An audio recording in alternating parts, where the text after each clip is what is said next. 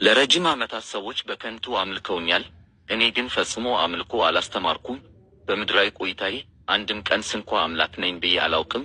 ታዲያስ ስለምን አምላክ ነህ ይሉኛል? በመካከላቸው እያለሁ ልክ እንደ ቀደሙት ነቢያት ሁሉ ሰዎች አንዱ አምላካችንን ብቻ እንዲያመልኩት ነበር ያስተማርኩት።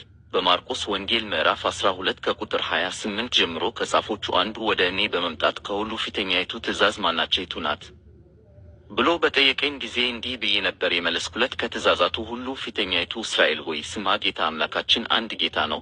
በደንብ አስተውሉ፣ ጌታ አምላካችሁ ሳይሆን ያልኩት ጌታ አምላካችን ብዬ ነው የመለስኩለት። ምክንያቱም እግዚአብሔር የእናንተ አምላክ ብቻ ሳይሆን የእኔም አምላክ ጭምር ስለሆነ ነው። ለዚያም ነው በዮሐንስ ወንጌል ምዕራፍ 20 ቁጥር 14 ላይ ለመግደላዊት ማርያም እኔ ወደ አምላኬና ወደ አምላካችሁ አርጋለሁ ብለሽ ንገሪያቸው ያልኳት። በማቴዎስ ወንጌል ምዕራፍ 27 ቁጥር 46 ላይ መከራው በጠናብኝ ጊዜ አምላኬ አምላኬ ስለምን ተውኸኝ ያልሁት ያለ ምክንያት አይደለም። እኔም ልክ እንደ ሌሎች ፍጥረታት አምላክ ያለኝ ሰው ነኝ። በሁለተኛ ቆሮንቶስ ምዕራፍ 1 ቁጥር 3 ላይ ጳውሎስ እንዲህ ብሏል፣ የኢየሱስ ክርስቶስ አምላክና አባት ይባረክ። በሌላም ቦታ ወደ ኤፌሶን ሰዎች በላከው መልእክቱ ምዕራፍ 1 ቁጥር 14 ላይ የኢየሱስ ክርስቶስ አምላክ እርሱን በማወቅ የጥበብንና የመገለጥን መንፈስ እንዲሰጣችሁ ጠይቃለሁ በማለት አምላክ እንዳለኝ ተናግሯል።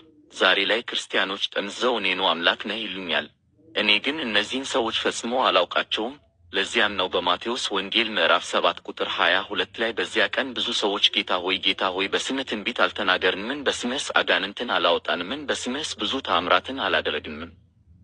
ይሉኛል። የዚያን ጊዜም ከቶ አላውቋችሁም እናንተ አመፀኞች ከእኔ ራቁ ብዬ መሰክርባቸዋለሁ የምላቸው። ስለዚህ ሰዎች ሆይ እንደናንተው ሰው የሆንኩትን እኔን ትታችሁ አንዱ አምላክ የሆነውን አላህን አምልኩት።